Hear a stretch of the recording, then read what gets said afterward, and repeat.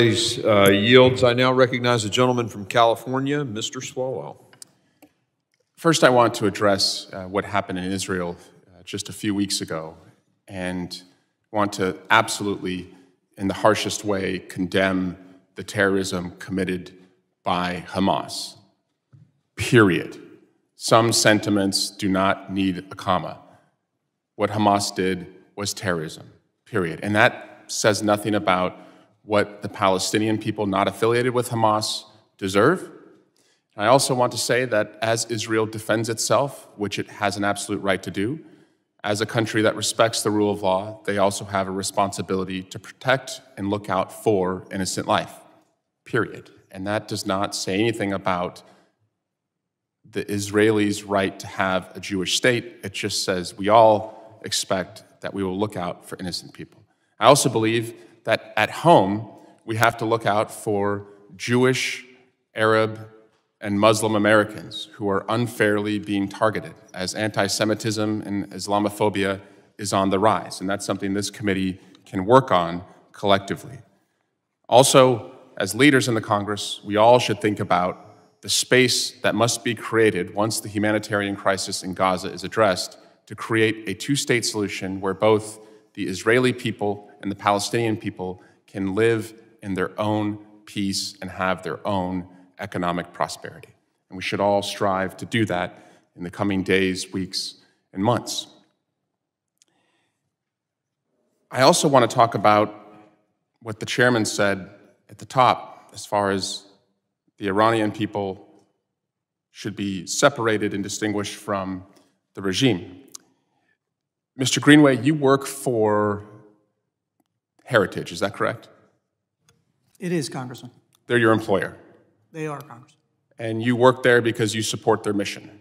I do, Congressman.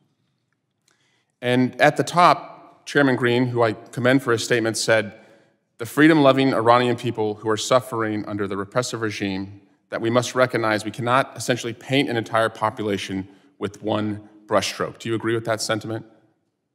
I agree, Congressman. On October 19 of this year, the Heritage Foundation tweeted out, the Palestinian population has no interest in assimilating into American culture and governance or in expressing loyalty to America or our allies. To import a population of Palestinians would be certain suicide for Americans. Do you denounce that tweet, Mr. Greenway? I don't denounce it. I agree that there's a threat that constitutes open borders and immigration policies without control, Congressman. You don't believe that casting a broad stroke and essentially associating every Palestinian with Hamas is in direct conflict with what the chairman said at the very top? I think everyone coming into the country needs to be fully screened and vetted so they don't constitute a threat, Congressman. Do you believe every Palestinian individual is affiliated with Hamas? No, I don't, Congressman. Well, then why can't you denounce the tweet? What I agree with, Congressman, is that everyone coming into the country needs to be fully screened so that we don't constitute an unsatisfactory threat to the United States. On the same day, Heritage tweeted, America should not all capitalized, resettle Palestinians. To import a population of Palestinians would be certain suicide for Americans. Again, implying that any Palestinian who would come to America would bring violence. Do you denounce this tweet? I think anyone coming into the country needs to be fully screened and vetted, and it's the policy of the neighbors of Palestine itself not to accept additional refugees. So I don't disagree with you. I don't think anyone here disagrees that every person who comes here should be vetted. I don't support open borders. I don't know a single Democrat here who supports open borders. What I want to know is why you cannot denounce the idea that every Palestinian should be treated as if they're a member of Hamas. I think everyone comes into the country, Congressman. We're not talking about border security. We're talking about the sentiment tweeted that Palestinians, every single one of them, if they came here, would be certain suicide for Americans. I think we've got an unacceptable risk of individuals crossing the country that have been screened and vetted, and it's a threat to every American, Congressman. Okay, assuming you screen a Palestinian who comes here, do you believe that Palestinian should be treated as a member of Hamas? I think everyone should have the same applied threshold of screening and security before they enter the United States. It's not currently happening. Do you know that Heritage deleted these tweets? If you say so, I assume they did, Congressman. Do you want to delete the sentiment that you just expressed, casting Palestinians as all being affiliated with Hamas? It's not what I said, Congressman. I said everyone coming to the United States requires screening and vetting before they are allowed entry so they don't constitute a threat. I yield back. So I now recognize the gentlelady from Georgia, Ms. Green. Thank you, Mr. Chairman. Just last week, we witnessed here in this building, in the Cannon building, Democrat members of Congress lead in radical, leftist, communist, and pro-Hamas terrorist groups in what we would call an insurrection. If January 6th was an insurrection, this was absolutely an insurrection of terrorism. They brought them in this building. We have watched, just as you mentioned a few minutes ago in your testimony, we have watched Iran's treatment of women, which is horrific, but I want you to know it aligns with the Biden administration's treatment of women. While they replace women in our sports, in jails, in our women's clinics with trans men and say that these men that pose as women have the same rights as we do, and they absolutely do not. And we have the Biden administration. Joe Biden, the president of the United States, wants $100 million given to Gaza, which is Hamas. That money will absolutely be given to Hamas terrorism. Ironically, $100 million is the exact same amount that Iran gives to Hamas every single year. There's so many similarities there. It is unbelievable. In 2014, during the Obama administration, the Iranian Foreign Ministry established what they called an Iran Experts Initiative. The purpose of this initiative was to build ties with a global network of prominent academics and researchers, including in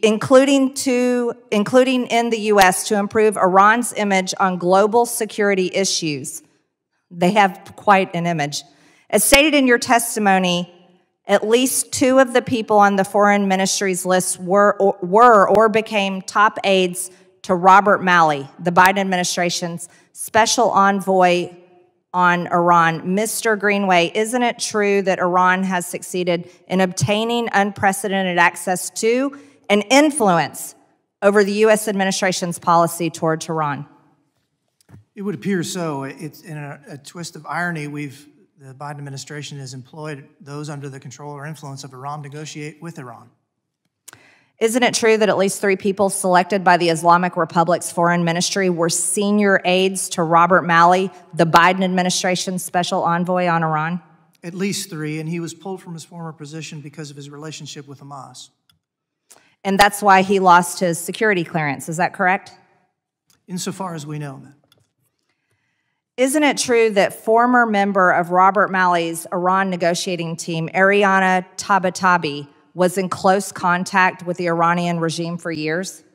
She cleared foreign travel documents and talking points as far as we know, Congressman. Isn't it true that she participated in regime-backed Iran Experts Initiative, which was stood up by Iranian foreign ministry officials in the spring of 2014? Yes, ma'am. Is it your understanding that the Iran Experts Initiative was launched to bolster Iran's image on security matters like its nuclear program? It is. Is it true that Iran chants death to Israel and death to America? They do. Despite all of this, the Biden administration hired her as a top official within the Department of Defense, where she continues to hold a top security secret clearance, which affords one access to our nation's sensitive secrets. Isn't that true? It is. Is it safe to assume that the Biden administration may have been influenced by the Iranian regime? It certainly appears that way. It appears that way to me, too. Miss Ali Najad, I'm sorry if I mispronounced that. Don't worry, I'm used to it. People butcher my name. It's okay, mine too. As an Iranian American and someone who has been directly targeted by the regime, what do you make of the allegations surrounding Mr. Malley and others implicated in the Iran Experts Initiative? It broke Iranians' heart because we believe that when it comes to equality, freedom, doesn't matter whether you're Republican or Democrats, you have to support the voice of Iranian people. He downplayed our cause, and he said that Iranian people want reform and respect from the government. So, as a woman, I want to add something about Aryan Tabatabai. While people in Iran were chanting against the Islamic Republic and wanting to have an end for this regime, she came out publicly saying that don't take it Iranians outside serious when they say we want regime change, because protesting became part of Iranians' culture, and this is going to go away. And that's sad, because thousands of people got killed and arrested for participating in that protest. It's not part of our culture. It's part of the frustrations of Iranian people trying to end the regime within the country. just one more question. Well, As a woman, actually, we've got to move on. I'm so